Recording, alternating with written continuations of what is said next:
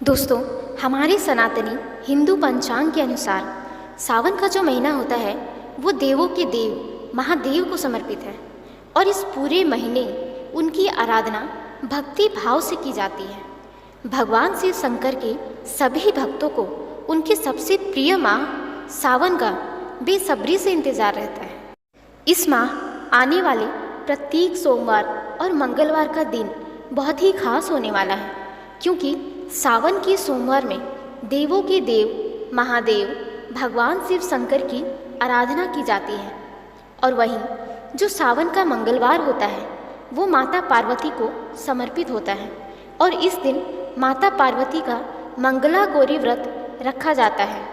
हर साल आषाढ़ माह की पूर्णिमा तिथि के बाद सावन का महीना शुरू हो जाता है और सभी भक्त देवों के देव महादेव भगवान शिव शंकर का आशीर्वाद पाने के लिए इस पूरे सावन माह में विधि विधान से उनका पूजन करते हैं। आइए जानते हैं इस साल सावन का महीना कब शुरू होगा और इसमें कितने सोमवार पड़ेंगे, सावन की समाप्ति कब होगी, सावन में कौन सी चीज़ें नहीं खानी चाहिए, सावन में व्रत का पारण कैसे करें और सावन के महीने में शिव जी की पूजा क्यों की जाती है, इसके पीछे की कथा सुनेंगे। नमस्कार दोस्तों, आप सभी का स्वागत है हमारे चैनल जल द स्पिरिचुअल वैली में। वीडियो शुरू करने से पहले आप सभी से निवेदन है कि वीडियो अच्छे लगे तो वीडियो को लाइक कर दें और चैनल को सब्सक्राइब कर दें और कमेंट बॉक्स में ओम नमः शिवाय अवश्य लिखें, जिससे आपकी समस्त मनोकामनाएं पूर्ण हो जाए। इस साल 2024 के महीने में 5 सावन सोमवार व्रत पड़ रहे हैं। पहला सावन सोमवार व्रत है 22 जुलाई को, दूसरा सावन सोमवार व्रत 29 जुलाई को, तीसरा सावन सोमवार व्रत 5 अगस्त को, चौथा सावन सोमवार व्रत 12 अगस्त को और पांचवा सावन सोमवार व्रत 19 अगस्त के साथ समाप्त होगा। हिंदू पंचांग के अनुसार श्रावण माह के हर मंगलवार के दिन माँ पार्वती को समर्पित मंगला गौरी का व्रत रखा जाता है। इस साल सावन में 4 मंगला गौरी व्रत पड़ने वाले हैं। पहला मंगला गौरी व्रत है 23 जुलाई को, दूसरा मंगला गौरी व्रत है 30 जुलाई को, तीसरा मंगला गौरी व्रत है 6 अगस्त को और चौथा मंगला गौरी व्रत 13 अगस्त के साथ समाप्त हो जाएगा। सावन में कौन सी चीज़ें नहीं खानी चाहिए? दोस्तों, श्रावण माह के दौरान मांस मछली और अंडे सहित मांसाहारी भोजन का सेवन नहीं करना चाहिए। कई परंपराओं में श्रावण व्रत के दौरान प्याज और लहसुन का सेवन नहीं किया जाता है। ऐसा माना जाता है कि ये तत्व शरीर की गर्मी को बढ़ाते हैं और मन को आध्यात्मिक साधना से विचलित कर दूर कर देते हैं। इसीलिए श्रावण व्रत के दौरान प्याज और लहसुन नहीं खाना चाहिए। सावन सोमवार व्रत का पारण कब करें? दोस्तों, धार्मिक मान्यताओं के अनुसार सावन सोमवार का व्रत निर्जला और फलाहार दोनों तरीके से रखा जाता है। ऐसे में कुछ लोग सुबह और शाम को शिव पूजा कर व्रत खोल लेते हैं, वहीं कुछ लोग पूरे दिन व्रत रखकर अगले दिन सावन सोमवार व्रत का पारण करते हैं। शास्त्रों के अनुसार शिव पूजा प्रदोष काल और निशिता काल मुहूर्त में अत्यंत प्रभावशाली मानी जाती है। ऐसे में सावन सोमवार व्रत में व्रती को पूरे दिन शिव भक्ति कर अगले दिन सूर्योदय के बाद व्रत खोलना चाहिए। शिव शक्ति की सोमवार व्रत कथा। श्रावण सोमवार की कथा के अनुसार अमरपुर नगर में एक धनी व्यापारी रहता था। दूर दूर तक उसका व्यापार फैला हुआ था। नगर में उस व्यापारी का सभी लोग सम्मान करते थे। इतना सब कुछ होने पर भी वह व्यापारी अंतर्मन से बहुत दुखी था, क्योंकि उस व्यापारी का कोई पुत्र नहीं था। दिन रात उसे एक ही चिंता सताती रहती थी कि उसकी मृत्यु के बाद उसके इतने बड़े व्यापार और धन संपत्ति को कौन संभालेगा। पुत्र पाने की इच्छा से वह व्यापारी प्रति सोमवार भगवान शिव की व्रत पूजा किया करता था। सायंकाल को व्यापारी शिव मंदिर में जाकर भगवान शिव के सामने घी का दीपक जलाया करता था। उस व्यापारी की भक्ति देखकर एक दिन माता पार्वती ने भगवान शिव से कहा, हे प्राणनाथ, यह व्यापारी आपका सच्चा भक्त है। कितने दिनों से यह सोमवार का व्रत और पूजा नियमित कर रहा है।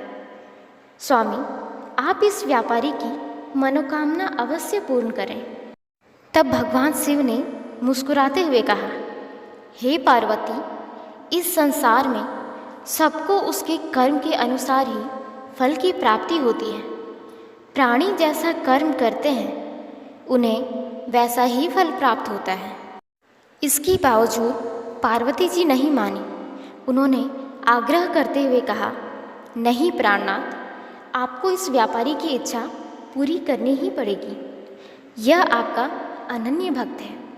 प्रति सोमवार आपका विधिवत व्रत रखता है और पूजा अर्चना के बाद आपको भोग लगाकर एक समय ही भोजन ग्रहण करता है। आपको इसे पुत्र प्राप्ति का वरदान देना ही होगा। पार्वती जी का इतना आग्रह देखकर भगवान शिव ने कहा, देवी, आपके आग्रह पर मैं इस व्यापारी को पुत्र प्राप्ति का वरदान देता हूँ, लेकिन इसका पुत्र 16 वर्ष से अधिक जीवित नहीं रहेगा। उसी रात भगवान शिव ने सपने में उस व्यापारी को दर्शन देकर उसे पुत्र प्राप्ति का वरदान दिया और उसके पुत्र के 16 वर्ष तक जीवित रहने की बात भी बताई।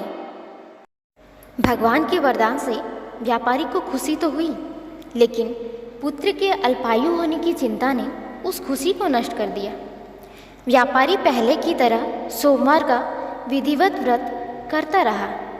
कुछ महीने पश्चात उसके घर पर एक सुंदर पुत्र ने जन्म लिया। पुत्र जन्म से व्यापारी के घर में खुशियां भर गई। बहुत धूमधाम से पुत्र जन्म का समारोह मनाया गया। व्यापारी को पुत्र जन्म की अधिक खुशी नहीं हुई, क्योंकि उसे पुत्र की अल्प आयु के रहस्य का पता था। यह रहस्य घर में किसी को नहीं मालूम था। विद्वान ब्राह्मणों ने उस पुत्र का नाम अमर रखा। जब अमर 12 वर्ष का हुआ तो शिक्षा के लिए उसे वाराणसी भेजने का निश्चय किया गया। व्यापारी ने अमर के मामा दीपचंद को बुलाया और कहा कि अमर को शिक्षा प्राप्त करने के लिए वाराणसी छोड़ आओ। अमर अपने मामा के साथ शिक्षा प्राप्त करने के लिए चल दिया। रास्ते में जहाँ भी अमर और दीपचंद रात्रि विश्राम के लिए ठहरते, वहीं यज्ञ करते और ब्राह्मणों को भोजन कराते थे। लंबी यात्रा के बाद अमर और दीपचंद एक नगर में पहुँचे। उस नगर के राजा की कन्या के विवाह की खुशी में पूरे नगर को सजाया गया था। निश्चित समय पर बारात आ गई, लेकिन वर का पिता अपने बेटे की एक आंख से काणे होने के कारण बहुत चिंतित था। उसे इस बात का भय सता रहा था कि राजा को इस बात का पता चलने पर कहीं वह विवाह से इनकार न कर दे। इससे उसकी बदनामी होगी। वर के पिता ने अमर को देखा तो उसके दिमाग में एक विचार आया। उसने सोचा कि क्यों ना इस लड़के को दूल्हा बनाकर राजकुमारी से विवाह करवा दूं। विवाह के बाद इसको धन देकर विदा कर दूंगा और राजकुमारी को अपने नगर में ले जाऊंगा। वर के पिता ने इस बारे में अमर और दीपचंद से बात की। दीपचंद ने पैसे मिलने के लालच में वर के पिता की बात स्वीकार कर ली। अमर को दूल्हे के वस्त्र पहनाकर राजकुमारी चंद्रिका से विवाह करा दिया गया। राजा ने बहुत सारा धन और उपहार देकर राजकुमारी को विदा किया। अमर जब लौट रहा था तो सच नहीं छिपा सका और उसने राजकुमारी की ओढ़नी पर लिख दिया, राजकुमारी चंद्रिका, तुम्हारा विवाह तो मेरे साथ हुआ था। मैं तो वाराणसी में शिक्षा प्राप्त करने जा रहा हूँ। अब तुम्हें जिस नव युवक की पत्नी बनना पड़ेगा वह काणा है। जब राजकुमारी ने अपनी ओढ़नी पर लिखा हुआ पढ़ा तो उसने काणे लड़के के साथ जाने से इनकार कर दिया। राजा ने सारी बातें जानकर राजकुमारी को महल में रख लिया। उधर अमर अपने मामा दीपचंद के साथ वाराणसी पहुंच गया। अमर ने गुरुकुल में पढ़ना शुरू कर दिया। जब अमर की आयु 16 वर्ष पूरी हुई तो उसने एक यज्ञ किया। यज्ञ की समाप्ति पर ब्राह्मणों को भोजन कराया और खूब अन्न और वस्त्र का दान किया। रात को अमर अपने शयन कक्ष में सो गया। शिव के वरदान के अनुसार शयनावस्था में ही अमर के प्राण पखेरु उड़ गए। सूर्योदय पर मामा अमर को मृत देखकर रोने पीटने लगा। आसपास के लोग भी एकत्र होकर दुख प्रकट करने लगे। मामा के रोने विलाप करने के स्वर समीप से गुजरते हुए भगवान शिव और माता पार्वती ने भी सुने। पार्वती जी ने भगवान से कहा, प्राणनाथ, मुझसे इसके रोने के स्वर सहन नहीं हो रहे हैं। आप इस व्यक्ति के कष्ट अवश्य दूर करें। भगवान शिव ने पार्वती जी के साथ अदृश्य रूप में समीप जाकर अमर को देखा तो पार्वती जी से बोले, पार्वती, यह तो उसी व्यापारी का पुत्र है। मैंने इसे 16 वर्ष की आयु का वरदान दिया था। इसकी आयु तो पूरी हो गई।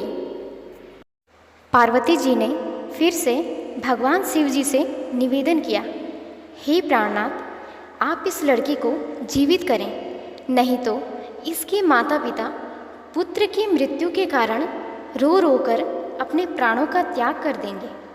इस लड़की का पिता तो आपका परम भक्त है। वर्षों से सोमवार का व्रत करते हुए आपको भोग लगा रहा है। पार्वती के आग्रह करने पर भगवान शिव ने उस लड़के को जीवित होने का वरदान दिया और कुछ ही पल में वह जीवित होकर उठ बैठा। शिक्षा समाप्त करके अमर मामा के साथ अपने नगर की ओर चल दिया। दोनों चलते हुए उसी नगर में पहुँचे जहाँ अमर का विवाह हुआ था। उस नगर में भी अमर ने यज्ञ का आयोजन किया। समीप से गुजरते हुए नगर के राजा ने यज्ञ का आयोजन देखा। राजा ने अमर को तुरंत पहचान लिया। यज्ञ समाप्त होने पर राजा अमर और उसके मामा को महल ले गए और कुछ दिन उन्हें महल में रखकर बहुत सारे धन और वस्त्र देकर राजकुमारी के साथ विदा कर दिया। रास्ते में सुरक्षा के लिए राजा ने बहुत सारे सैनिकों को भी साथ भेजा। दीपचंद ने नगर में पहुंचते ही एक दूत को घर भेजकर अपने आगमन की सूचना भेजी। अपने बेटे अमर के जीवित वापस लौटने की सूचना से व्यापारी बहुत प्रसन्न हुआ। व्यापारी अपनी पत्नी के साथ स्वयं को एक कमरे में बंद कर रखा था। भूखे प्यासे रहकर व्यापारी और उसकी पत्नी बेटे की प्रतीक्षा कर रहे थे। उन्होंने प्रतिज्ञा कर रखी थी कि यदि उन्हें अपने बेटे की मृत्यु का समाचार मिला तो दोनों अपने प्राण त्याग देंगे। व्यापारी अपनी पत्नी और मित्रों के साथ नगर के द्वार पर पहुंचा। अपने बेटे के विवाह का समाचार सुनकर पुत्रवधू राजकुमारी चंद्रिका को देखकर उसकी खुशी का ठिकाना न रहा। उसी रात भगवान शिव ने व्यापारी के स्वप्न में आकर कहा, हे श्रेष्ठी, मैंने तेरे सोमवार के व्रत करने और व्रत कथा सुनने से प्रसन्न होकर तेरे पुत्र को लंबी आयु प्रदान की है। व्यापारी बहुत प्रसन्न हुआ। सोमवार का व्रत करने से व्यापारी के घर में खुशियाँ लौट आई।